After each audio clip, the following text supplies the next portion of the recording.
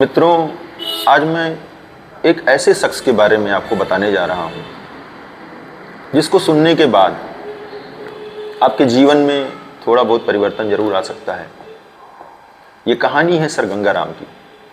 Sir Gangaram जिन्होंने दिल्ली में sir Gangaram hospital का निर्माण कराया, लाहौर में भी सर गंगाराम हॉस्पिटल का निर्माण कराया उन्होंने, और वहाँ पर उन्होंने विधवा महिलाओं के लिए एक आश्रम भी बनवाया। ऐसे बहुत सारे काम किए। उनको फादर ऑफ मॉडर्न लाहौर भी कहा जाता है। सर गंगाराम का जन्म 1851 में लाहौर में हुआ। उसके बाद 10वीं तक की पढ़ाई गांव में ही एक स्कूल में करने के बाद उनके पिताजी ने उनको खेती किसानी में ही जो है लगा दिया।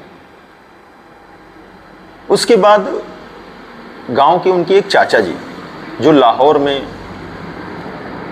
एक कंपनी में बाबू के पद पर कार्यरत थे, वो आए तो गंगाराम के पिताजी ने उनसे कहा कि आपके यहाँ अगर कोई चपरासी की नौकरी हो तो गंगाराम को भी उसमें लगवा दीजिए, क्योंकि इसका खेती किसानी में ज़्यादा मन नहीं लगता। उन्होंने कहा ठीक है, जब कोई ऐसी वैकेंसी होगी तो मैं सूचना दूंगा।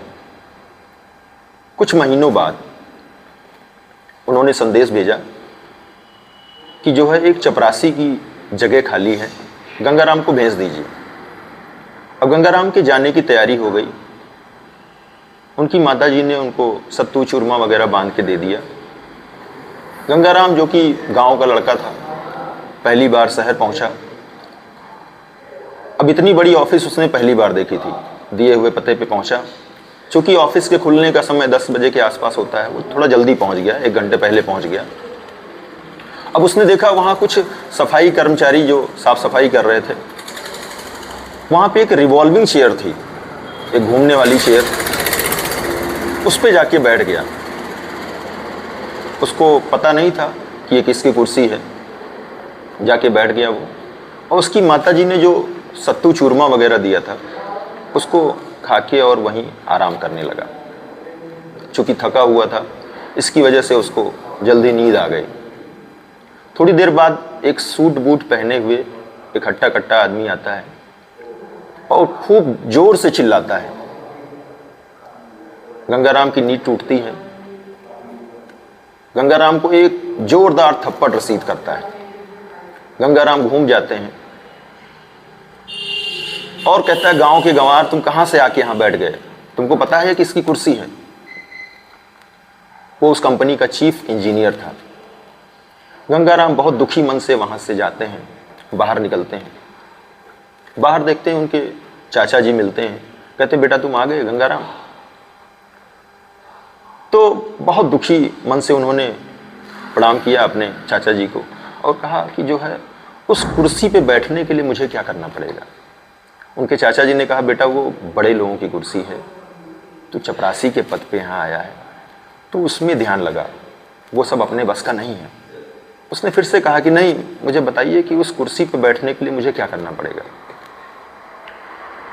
गंगाराम के चाचा जी ने जो है पूछा वहाँ के लोगों से, तो पता चला, लोगों ने पूरी घटना बताई।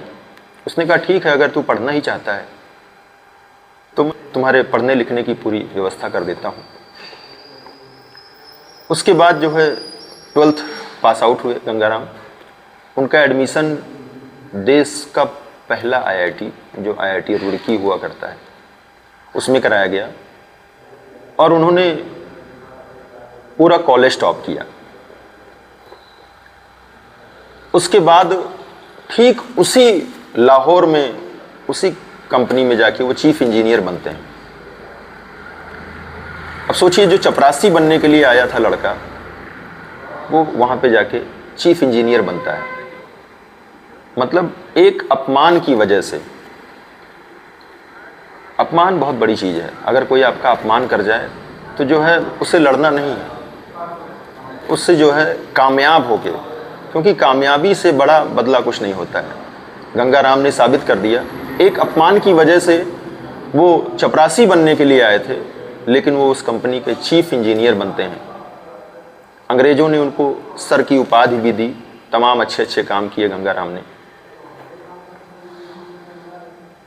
तो मेरे ख्याल से ये कहानी आप लोगों को जो है अपने जीवन में उतारना चाहिए और सबको सीखना चाहिए कि एक अपमान से कुछ भी हो सकता है।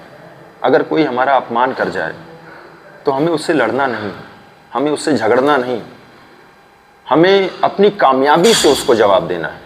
जब भी कोई आपका अपमान कर जाए तो आपको उससे लड़ने झगड़ने की ज़रूरत नहीं है, आपको अपनी कामयाबी से उसको जवाब देना है। बहुत बहुत धन्यवाद।